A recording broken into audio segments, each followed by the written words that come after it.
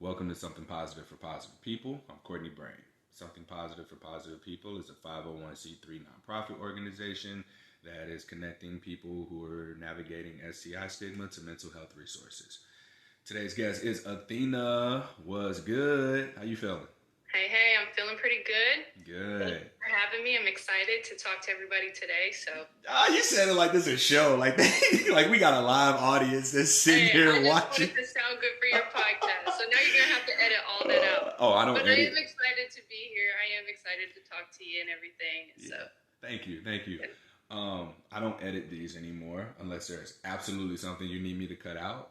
I have. Everyone's going to hear all of that. Oh yeah, absolutely. Wish they would start over. No. Well, that's what makes it real too. I think a lot of people are Yeah. drawn to this space because of the realness that occurs on it, like the conversations, the Yeah. mistakes, the lessons, everything that is covered and talked about. Like I used to edit because I would interview some people who are super nervous and they'd say and so a lot. Yeah. I had one episode where I had to do that for myself, and I said I need to get better at speaking and be better at interviewing. So I do this thing now where I try to build solid rapport with people before I interview them and make them feel like we're just having a conversation. Right. In a general conversation with someone that you have rapport with, there may not be so much hesitance, there may not be so much overthinking and things like that that go along with knowing that somebody else is going to hear what it is that we're talking about. Yeah. So, we met in the Louisville Mid-East Heaps event. Did you have a good time? Yes, I had so much fun. It was my first event. I didn't know what to expect. Yeah. I was a little nervous going into it, of course, but I had so much fun. I met so many great people, had some good conversation, was able to just kind of let loose and feel like myself, because with all of this diagnosis and this new world that I found myself in, that was probably the first time since my diagnosis that I have felt the most like myself. Yeah. Like I was amongst people that have been through the same things that I'm going through, and but that wasn't the topic. That wasn't what it was about. It was just about people getting together, and so it was really refreshing and much appreciated to have that moment. To take a break from the stress and the anxiety that is built around this virus and the life change that occurs when you are diagnosed. And so, yeah, it was a blast. Yeah. I can't wait for the Halloween event. I'm definitely going to that. Oh, good. Yeah, cool. I'll be there as well. How did you find the group? I mean, everybody was just really normal. You know what I mean? Like I said, I didn't know what to expect. Oh, no, wait. I mean, like, how did you find out about it? Like, not... Oh, how did... Yeah. Okay. Well, it's actually a really cool story. So, I was diagnosed... And don't say names. No, I won't say names. But I was diagnosed a year ago this month, actually. Happy herpiversary. Thank you. And so at the time, I was in a committed relationship, and, it was kind of just like, well, at least we're together. I don't have to navigate through the world by myself. Long story short, it didn't end up that way. Things changed between us and we went our separate ways. And so at that point, it was kind of like hearing the news all over again. You know what I mean? It was just the shock of like, oh my God, I'm in this situation, and like, how do I navigate? How do I move on past this? And so it was really difficult for me mentally to deal with all of that on my own. And I just kind of hit a wall and felt like, okay, enough is enough. I can't go on feeling like this. I've got to figure out something. So I just got on Google and I started looking up, support groups and that sort of thing. So I found one that was in my area. It's about an hour drive from me. And I went to that and I met a girl there who I am now very good friends with, absolutely adore her. And it was the one and only face-to-face support group that the two of us have been to. And she was the one who really convinced me to get back onto Facebook for the support groups and that sort of thing. Because I hadn't been on Facebook in years, like not big on social media and that sort of thing. So she convinced me to do that. And I ended up in all these groups, and that's how I came across the Mideast heaps. Okay. And what took you so long to finally make it to an event? If this was your first one? Yeah, well, I've only been.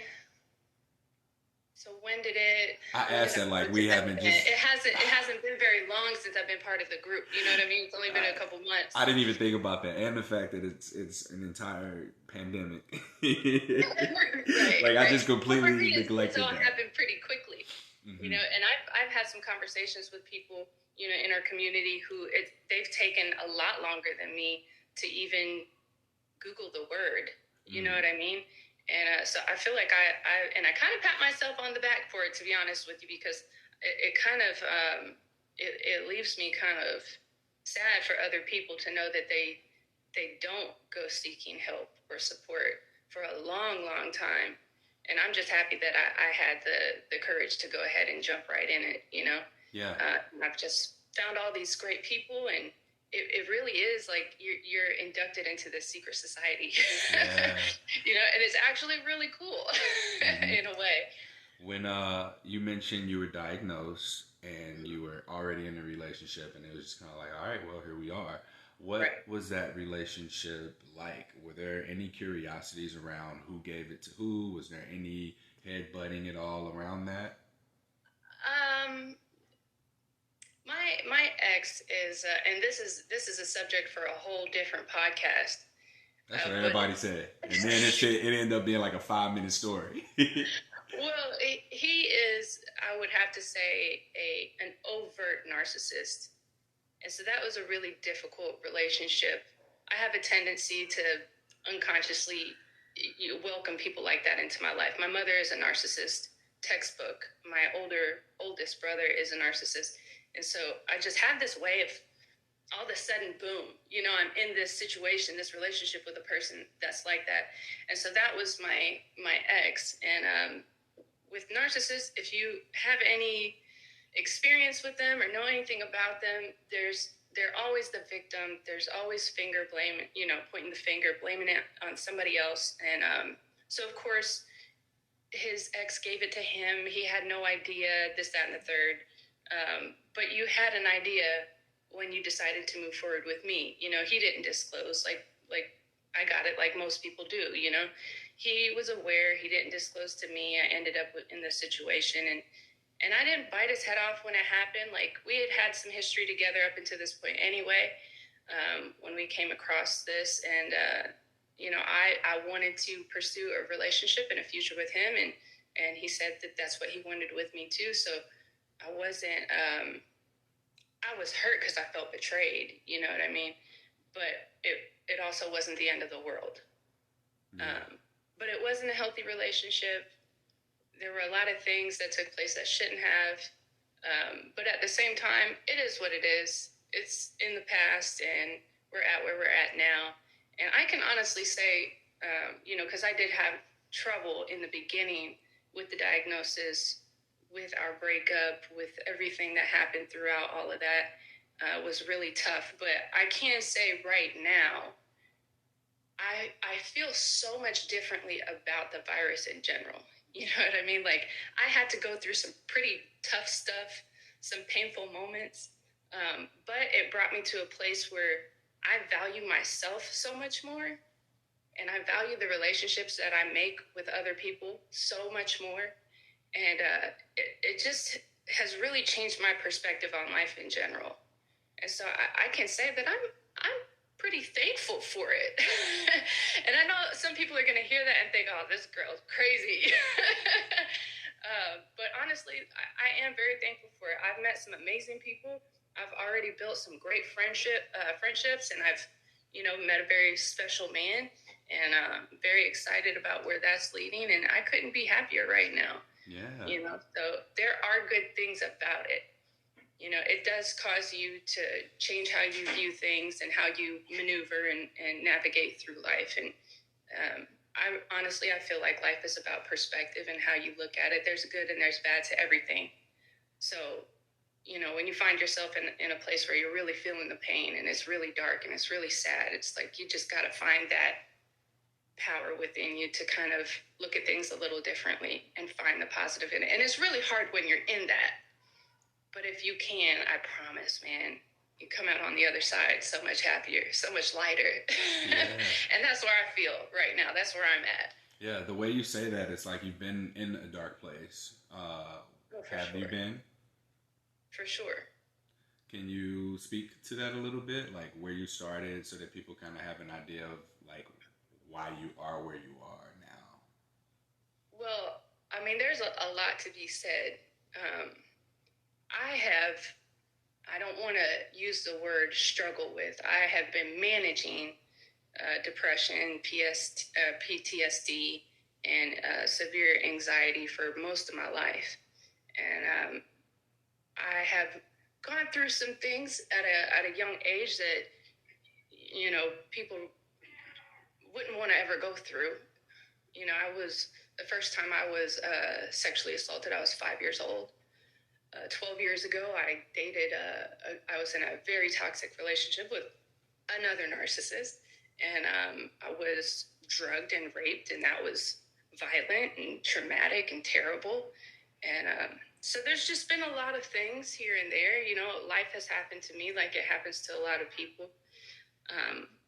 I don't want to go too in depth about it, I guess, just because it's a lot to talk about. But I have suffered with the depression and whatnot throughout my life up until this point. And it's something that I'm going to manage for the rest of my life. There's going to be moments moving forward where, I feel like the world is caving in around me. It's not something that you just get over one day. But I know that. I'm self-aware, and I know I have the strength to, keep moving and get past it. And like I said, you just got to find the good things in life and try and focus on that and not so much the negativity. I've had ample opportunity to just drown in it, but that's miserable. It's not a way to live life. And I have so many great things to be thankful for. My family, my friends, my sweet cat who's in here bothering me right now. I thought that's what I heard, yeah. Yeah. But, yeah, you just can't get stuck in all of it, How did you avoid being stuck? What were some of the most useful healing resources for you navigating the sexual trauma that you've experienced? Well, for me, I'm very much a lover of nature and being outside. And for me, I always feel better when if I'm really feeling it real heavy and I don't want to get out of bed and I don't want to go to work and I don't feel like eating. I don't want to laugh at that thing that normally would have me cracking up like I'm just in it. The best thing for me to do is to go outside. If I can go swimming, spend some time in the woods, go camping, anything that's involving nature, silence, the birds, that sort of thing. Just no trucks, no cars, no fire trucks, none of that noise, none of the city noise. And I can just kind of separate myself from people and just the busyness of life and kind of get back to the basics and spend some time in nature. It really helps to ground me and bring me back to myself. I like that. Are you into yoga at all? I don't do yoga as much as I probably should. Yeah. I've done it a few times, and it is more of a workout than you expect. What about meditation? What's that? What about meditation? Yeah, I do meditate. It's not something that I do every day. There was a time where I was a little obsessed with it. Now I do it here and there, but I tend to, because it's easier for me, because meditation, people think it's just easy. You just sit in a spot still and that's it. No, right? It's not at all like that. It's actually pretty difficult to clear your mind. So for me, the easiest way to go about meditating is right before I go to bed. I spend some time just... Wait. Now, is that meditating or is that falling asleep? Well, I have trouble sleeping. Okay. I'll lay in bed for a good couple hours before I fall asleep. I've always had trouble sleeping. It's an issue for me. But no, like I will lay down hours before I know I'm going to be ready for bed, you know, and just kind of lay there and be still and just listen to the silence and try and focus, you know, on nothing really is my favorite thing. But yeah, I'm not like a hardcore meditator. Okay. I guess, but it does help. When you need it, it does help. Okay. I was curious just in your response to what's been supportive to you. You mentioned just being out in nature, you use buzzwords kind of like grounding, and just disconnecting from everyday life essentially was something that supported you in reconnecting to yourself, reconnecting to your body. Is that an accurate statement? Yeah. Yeah. I mean, it's easier for me than meditating to be out in nature. It just does something for me. You know, it's like the shortcut to meditation for me. Just because like I do a little bit of hunting here and there, and I do some white-tailed deer hunting. So I'll go out into the woods before the sun comes up and climb 20 feet into a tree stand and sit there all day long. And you have to be very quiet and you have to be very still because deer have like incredibly great eyesight and hearing. And so I find myself very still in the woods, and that always makes me feel better. I just come out of it feeling like, I don't know, like a weight's lifted, you know? Yeah. Okay. How has your relationship to yourself changed since your diagnosis? Like, what was your dating and relationship style like pre-diagnosis? And then I know you said that you were in a relationship when you got diagnosed and that you're in a new relationship now. So between ending your relationship previously and beginning the one that you're in, let's compare that to how you dated prior to the relationship where you received your diagnosis. How have you changed? Well, I haven't. I don't even want to say that I've really dated a whole lot. Like I've been married and divorced years and years ago. And after I separated from my husband, there was never, besides the toxic ex who raped me, that was really the only serious relationship I found myself in after my ex-husband. And aside from that, it was really just, you know, I go on a date here or there. I might talk to a guy for a little while here and there, but I have had trouble with, you know, trusting people, obviously. And so dating has been difficult, and it's not something that I have done seriously. Um, I have moments where, because like it sounds great, and yeah, you know, having a boyfriend and having someone you can spend your time with and do things with, like it all sounds great. But I would get to a certain point and then like shy away from it. Like I would get really nervous about it, or it would become too much, too stressful, you know? And so I would just kind of flip the switch and distance myself, you know? And all of a sudden it wasn't what I wanted.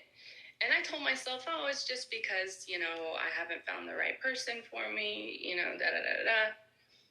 And then I reconnected with my ex, who I had my diagnosis, you know, who I contracted the virus from. And he and I knew each other years before we reconnected and started dating. And it was just very much an infatuation. I don't like to say that I was clingy, but it kind of got to that place where the both of us were just like all day, every day, kind of had to have some sort of communication, had to see each other, and I found myself feeling like I wasn't being me. Like I kind of put my needs aside because I needed to make it work with him. You know what I mean? So I found myself forcing myself to get up and go over there and be with him when he wanted me to be with him. Forcing myself to go extra mile and put my needs aside. Like what I was saying before about me being in nature and having to ground myself. I get overwhelmed sometimes with a lot of interaction with people, and I have moments where I almost experience like a burnout, I guess you could say. And I'm emotionally and physically exhausted, and I have to spend some time alone to kind of get my head right. And I wouldn't allow myself to have those moments when I was with him. And I think it was because of the diagnosis and this like desperation of wanting to make it work, because I don't want to go out into the world and have to do this by myself, you know? And so that was the dynamic with he and I, and it just wasn't healthy. It didn't feel good. So that, comparing it to now, I just feel a lot more in my own, a lot more independent in how I feel. And I don't know how to say this. Like, I don't know. I just feel more me. Like, things are a lot more comfortable. You know what I mean? And I don't feel pressure at all. Like, I can just be myself. If I need a moment, I can take a moment. You know, if I want to text my man, I don't know what to really call him right now. It's very new. I can text him. I can call him. It's no big deal. Like, so we have very good communication, but there isn't like a need to always have something going on either. Like, he can take his time, I can take my time, we can have our own space, whatever. So it just feels a lot more healthy and comfortable and relaxed. I don't know if that really answered your question or not, but There isn't a need to always have something going on. Can you elaborate on that statement for me? I just mean that, like, there isn't a need to constantly check in and constantly know what the other person is doing or where they're at and what's going on with them. Like, it's just a lot more relaxed, where I can just be in my own space and have my own thoughts and not have to think about another person. And that's okay. You know, because there's... Sorry, go ahead and say. No, I was gonna say I feel that the way that you phrased it and elaborated on it, it sounds like what a healthy relationship is, which you're in now. Both people, everyone involved, is free to be. Like, even just, you don't have to be what he wants you to be. He doesn't have to be what you want him to be. You just are, and you support one another in that. That sounds like a very beautiful relationship.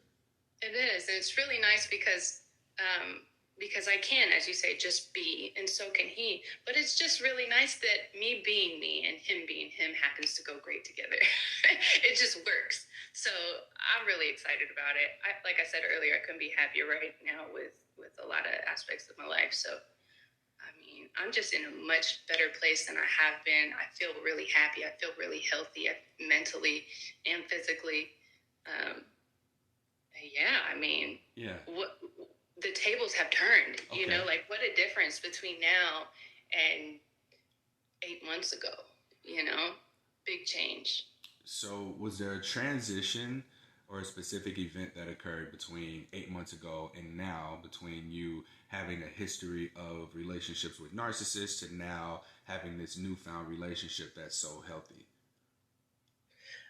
Well, the last couple years, I have really made a point to learn more about narcissism. And like, my mother and I haven't really spoken in over a year now. She and I just kind of got to a place, and it was like, I love my mother, and I know she loves me the best way that she can. But the way that she goes about things is not conducive to me living a healthy lifestyle, at least not right now. So it was really difficult for me to make that decision to cut her out of my life, because it's my mother, you know. But in me doing that, that was a big game changer for me, moving in the right direction. And after this relationship with my gifter,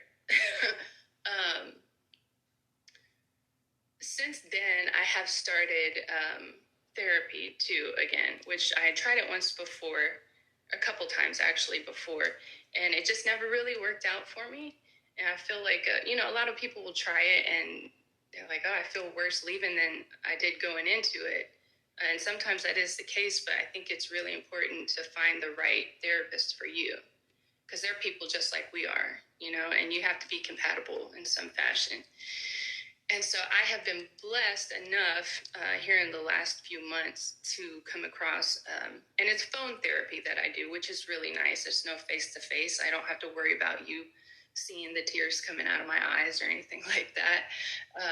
But she's been great. Like, I was just really lucky to come across her. She and I really click, and we relate to each other. She's been through some things that I've been through, which helps her really understand where I'm coming from. But that, I would say, has been a big game changer for me in the last few months.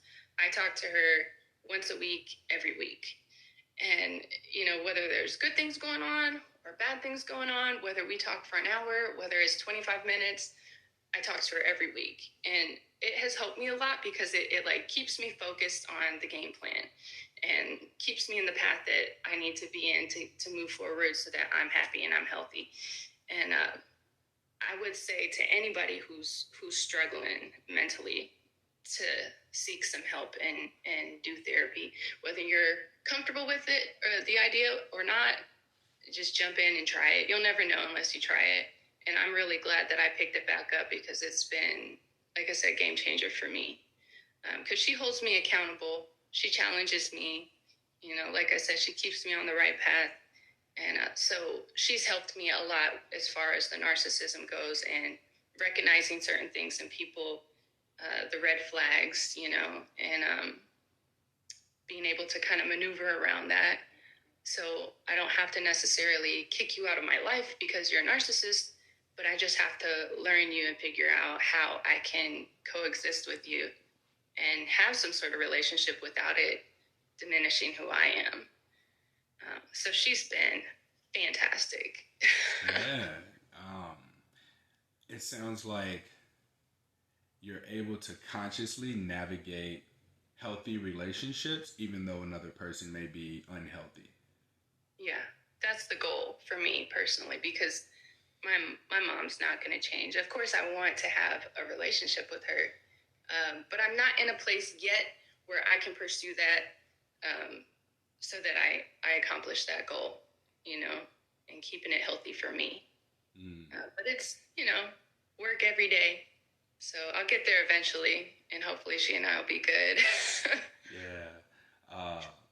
In therapy, has your diagnosis come up? Yeah.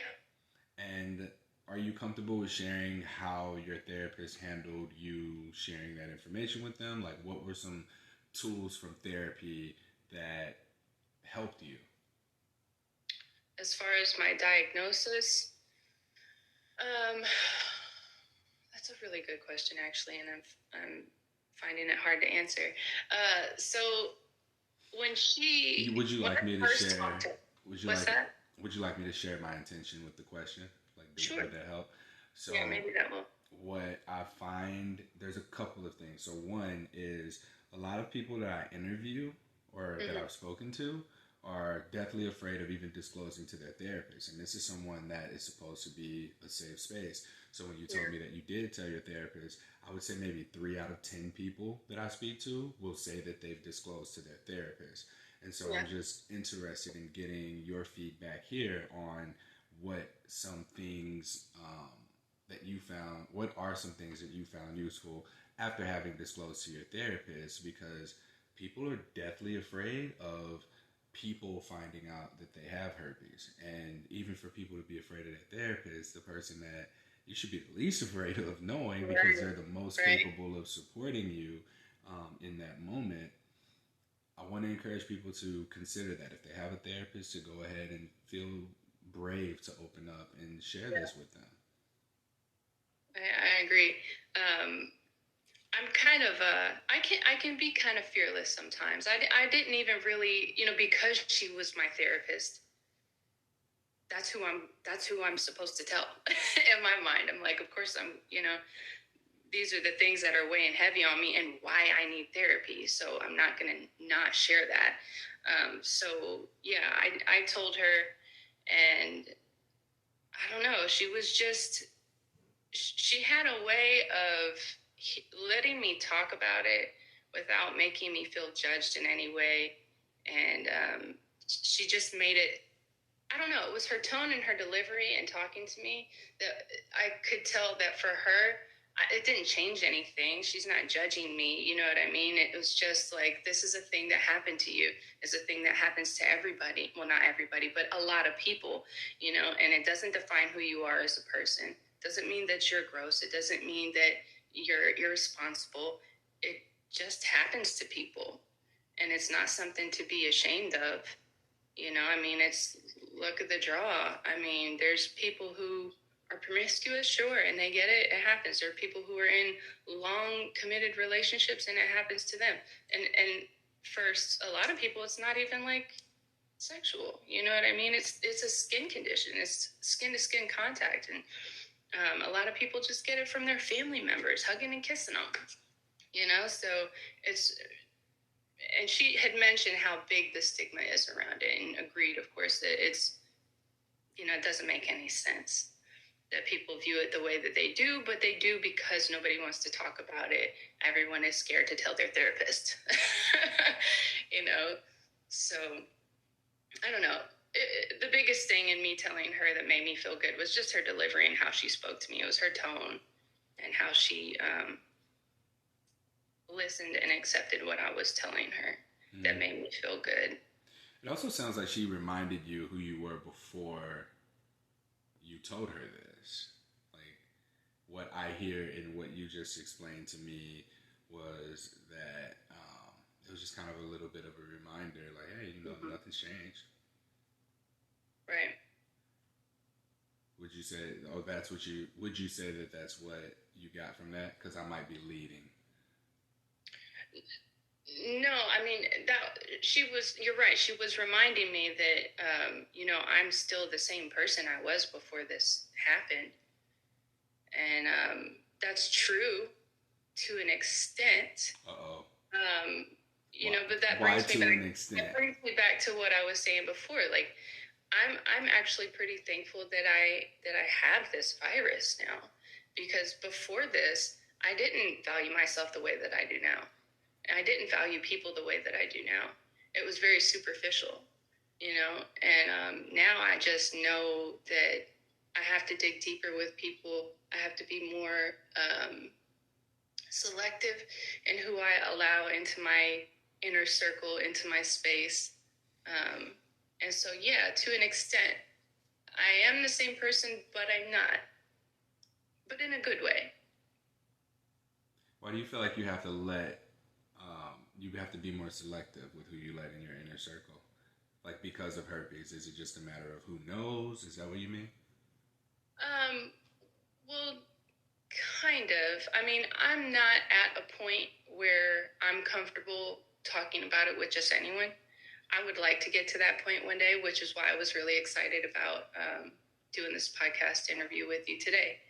I thought, and when we had our conversation about it initially, I thought, well, this will be a good step to help me get to that place, So that's something that I do want, but I'm not there yet. So for me, when I say it makes me be more selective, I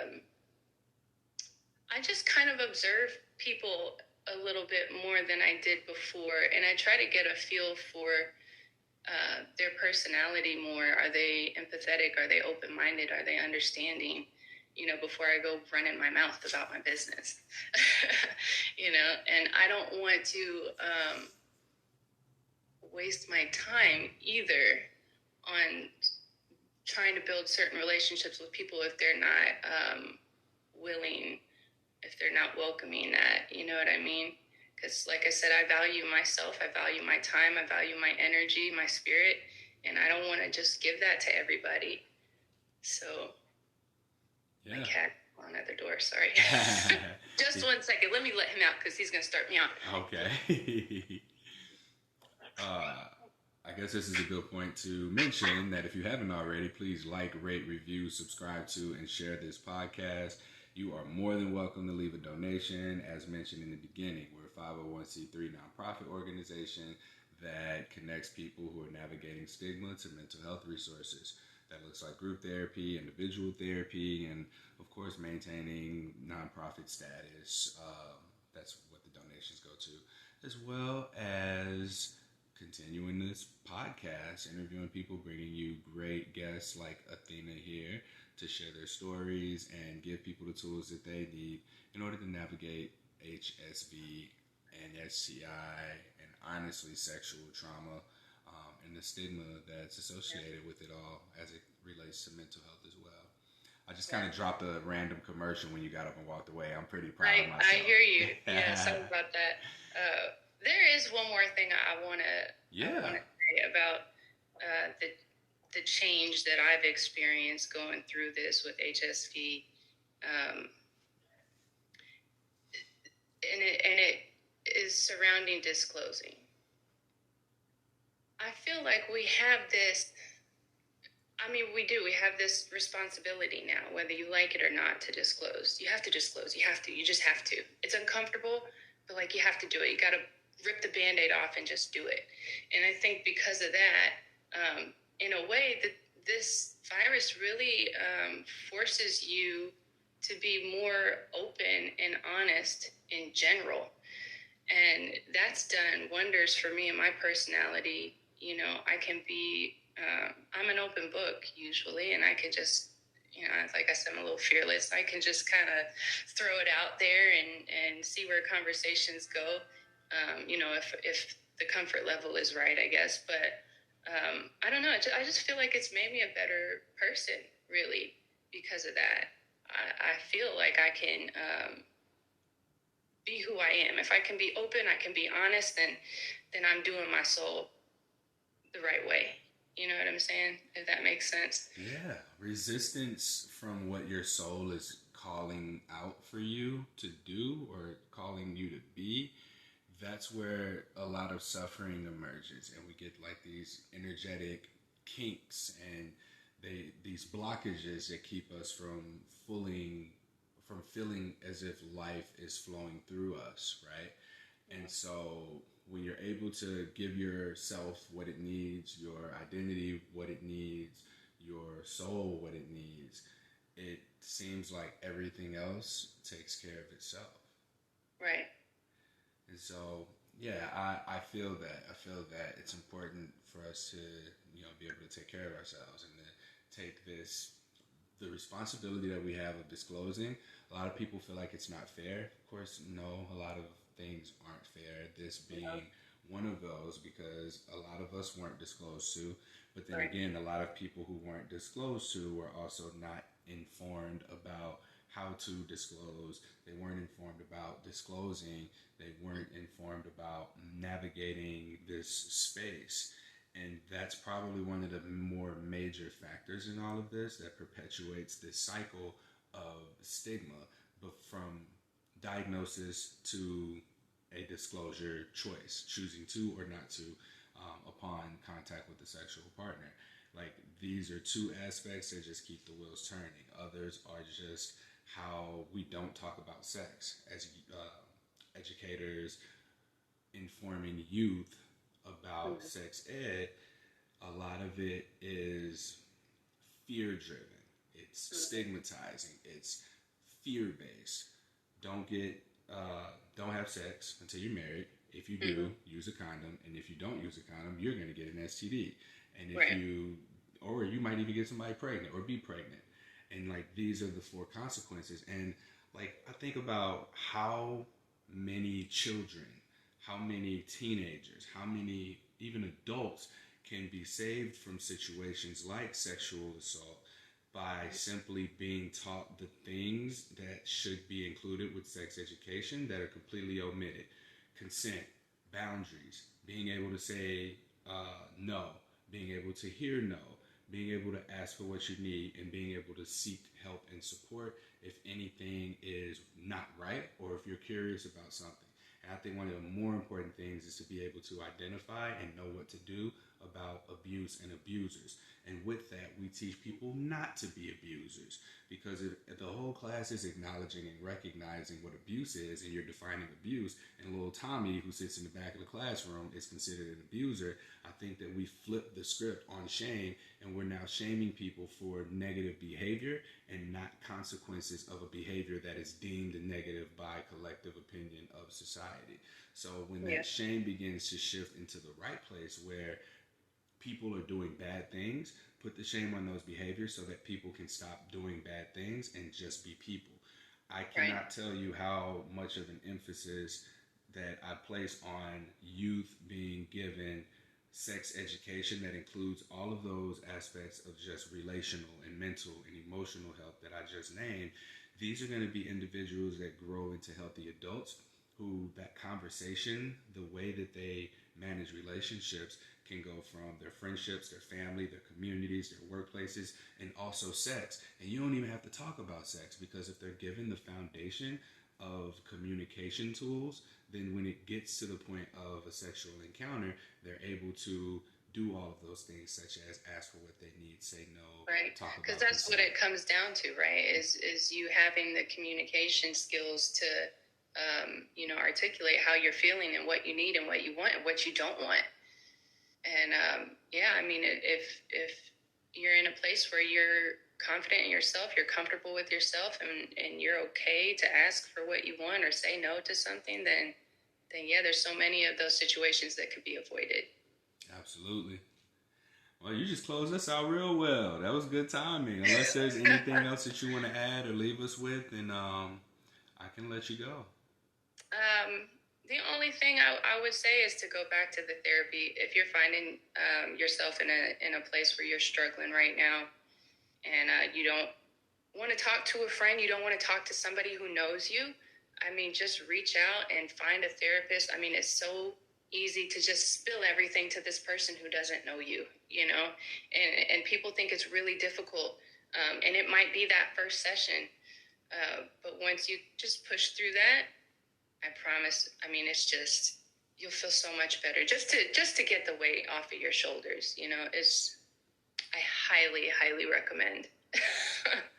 Yeah. And if you're someone who is unable to afford therapy, something positive for positive people is paying for people to receive therapy. So reach out to us and get connected, and we'll talk through the process from there. That concludes this episode of Something Positive for Positive People. Please like, rate, review, subscribe to, share this podcast, and make your donations, please. By the time this podcast is up, we will already have Something Positive for Positive People yoga. I need to figure out where I'm going to upload those classes so that people can watch it later. Right now, I'd like for them to be live, and I'll post them somewhere, so if anyone wants to watch, and then they can access them for a donation or something like that. Who knows? We'll figure it out. But that's something that's going on. We'll be launching group therapy again. So if you're interested in that, holla at me so that we can get you enrolled for the next cohort.